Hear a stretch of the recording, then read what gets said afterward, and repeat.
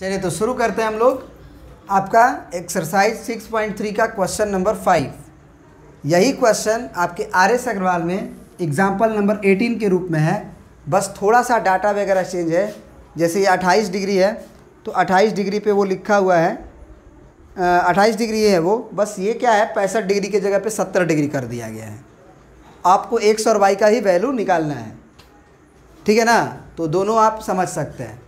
तो कह रहा है कि if P Q is perpendicular to P S, इस फिगर में जो पी क्यू है, ये पी क्यू जो पी एस पे क्या है आपस में परपेंडिकुलर 90 डिग्री है। फिर बोल रहा है कि पी क्यू जो लाइन है वो एस आर के पैरेलल है, तो पी क्यू और एस आर पे कंसंट्रेट हो जाइए।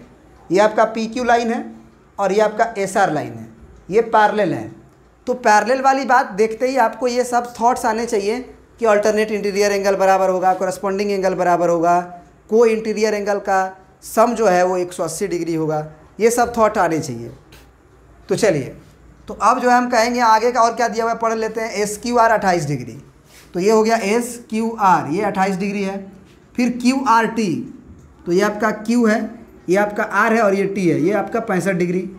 Then find the value of x and y, तो ये जो एक्स है आपका और ये जो वाई है आपका, इसके वैल्यू को आपको निकालना है। तो करते हैं सॉल्व। एक बात बताओ, अगर तुम्हारे दिमाग में ये थॉट आ रहा है कि एंगल वाई जो है वो 28 डिग्री के बराबर होगा, तो वो गलत आ रहा है, क्योंकि वो पैरेलल नहीं था। अल्टरनेट इंटीरियर एंगल जो है, ये लाइन और ये लाइन पैरेलल थोड़ी था, ये लाइन और ऐसे था। तो अगर इसको कोई ट्रांसवर्सल काटेगा तो ये एंगल बराबर थोड़ी लिखेंगे। पैरेलल कौन था? तो पी क्यू पैरेलल था एस आर के। इसका मतलब ये वाला एंगल एक्स जो था और ये वाला जो एंगल है, मान के चलिए इसको 1 बोल देते हैं, ये बराबर होगा। मतलब कि हम एंगल 1 जो है वो एंगल x से रिलेट कर सकते हैं। कैसे? तो ये लाइन पैरेलल है, तो अल्टरनेट इंटीरियर एंगल बराबर होते हैं। और जब ये एंगल 1 जो है x बन जाएगा, तो हम लिख सकते हैं कि एंगल 1 जो होगा वो एंगल x के बराबर होगा। अब एंगल x और 28 डिग्री, देखो सोचो, ये जो है 28 और x है, वो 65 डिग्री क्या है? एक्सटीरियर एंगल है।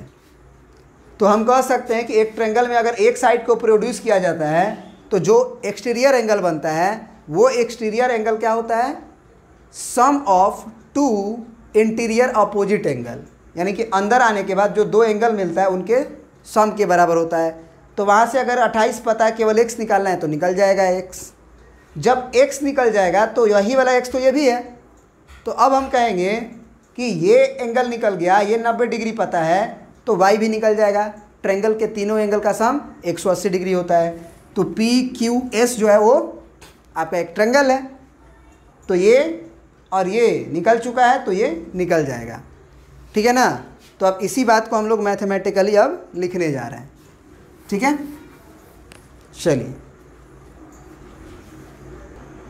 चलिए तो अब जो चीज़ हम फिगर में बताए आपको वो समझा देते हैं। हमने लिखा कि पी क्यू जो है वो एस टी के पैरेलल है। तो पी क्यू यदि एस टी के पैरेलल है तो एंगल एक्स जो होगा एंगल 1 के बराबर होगा। तो हमने लिख दिया एंगल 1 बराबर एंगल एस। कैसे?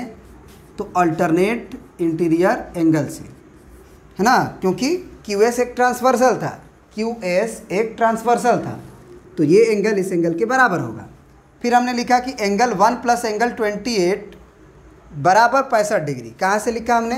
तो ये एंगल 1 था आपका, माना हुआ था, हमने माना था, और ये 28, ये 65 के लिए क्या था? एक्सटीरियर एंगल प्रॉपर्टी यूज हो रहा था। तो हमने लिखा कि 1 और 2 जो है वो 65 के बराबर होगा। किस थ्योरी से? तो एक्सटीरियर एंगल प्रॉपर्टी, सी फिगर, यानी कि वो फिगर देखेगा उसको पता चल जाएगा। फिर यहाँ पे देखिए, एंगल 1 का वैल्यू आ गया कितना? 28 को बराबर को उधर भेज दीजिए, तो 65 माइनस 28 घटा तो 37 आया।